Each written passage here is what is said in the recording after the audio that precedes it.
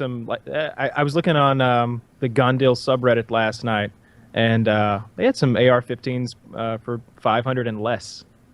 So yeah, if you ever want to stock up, just let me know. We'll I got a neighbor, and he was buying Mosin Nagants one day. He was buying a whole fucking case of them, which is 10 rifles, and I was like, you collecting these things? What's the deal? He's like, no, when the government falls apart, I'll need these. And I'm like, you're gonna fight the government with Mosin Nagants? He's like, no. Before. He's like, no, those are for my conscripts. I'll have my scar. But anybody who needs a rifle and wants to work for me, they get a Mosin. And I'll have me a whole squad of guys. He's like, I got 85 of these motherfuckers. You know what I'm saying? And he did. He's got the bayonets and everything. So he's ready to arm up a whole regiment of guys. They're the first battalion, also known as cannon fodder. Yeah, absolutely. Yeah. That must be what he falls asleep to every night, is just fantasies of like, oh, when it all comes crumbling down, who's gonna come to me first? Kyle. Maybe an attractive blonde. Yes. I look at those people the same way I look at Christians. Like, they're always ready for the apocalypse. Is he thriving in this world? That guy? Yeah, he's a sergeant in the police force. Somewhere. Because sometimes I feel like the people that are anxiously awaiting for the apocalypse, for the fall of the nation, for the government to collapse, the $4 quadrillion global economy to come just vanish into nothing.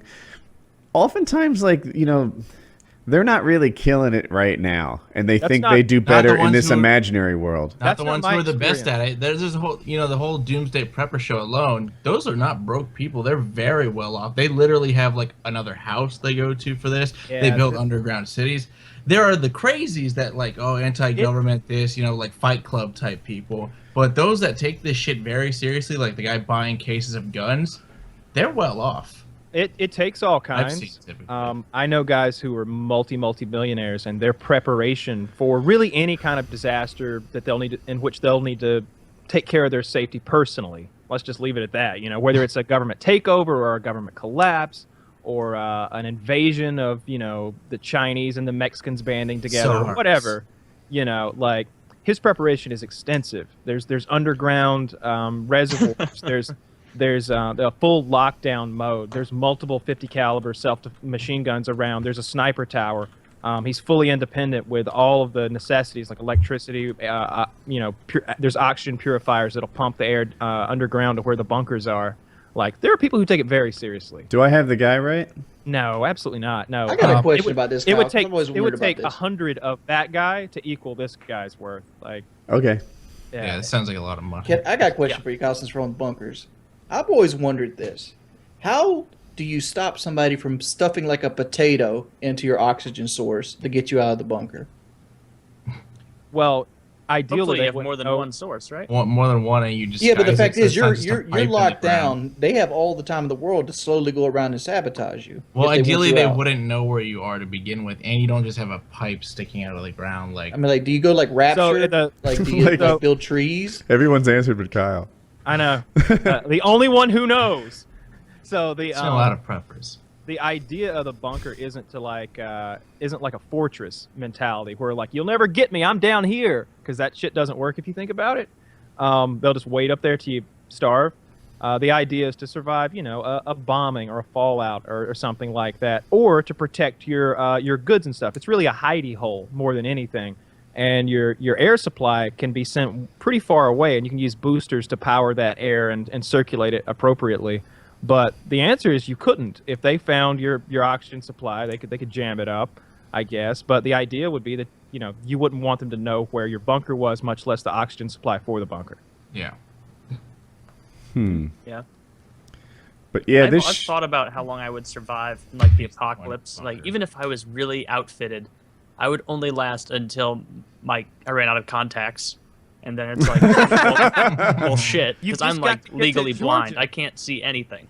By the time you get here, I'll be governor of a pretty large area, okay? And my conscripts will be on the lookout for an owl-like man. They'll bring you to where we've got sort of a Thunderdome situation. I'll be walking through the woods. Yeah. What's the deal? Face the wheel. In Georgia, and just hear loud whoosh, whoosh, and then you'll come out from behind a tree. It's about time you arrived.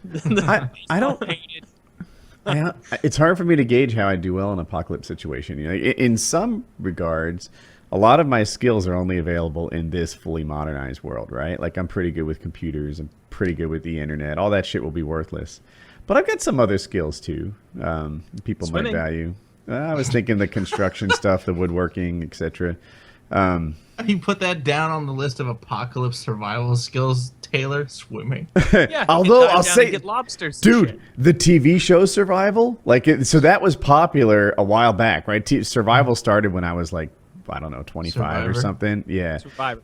I'm saying it wrong, but Survivor, the TV show, in those first episodes, I'm like, dude, I would fuck everybody up in these swimming challenges. Like, they had to go to the bottom and get a ring, and they can hardly hold their breath and go down 12 feet. Like, you ridiculous fucking rocks of people. You are horrible at this. They have to, like, go 30 yards sideways, and then, like, and they're all exhausted and ruined. 30 yards?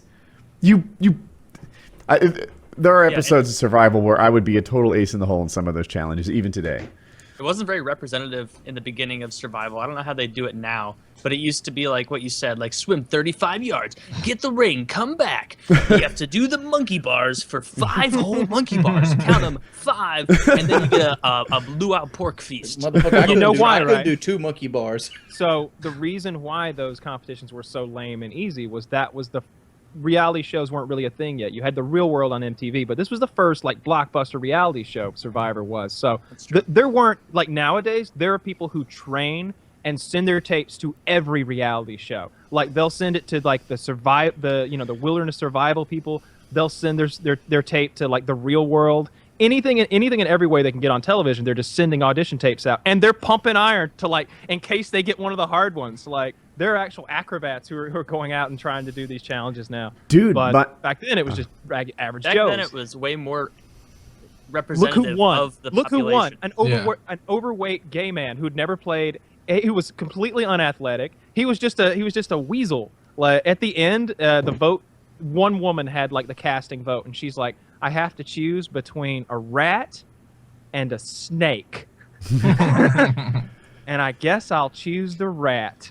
Yeah. And that was how he won. And her logic was like, well, this guy, I thought she chose a snake, but I could be wrong.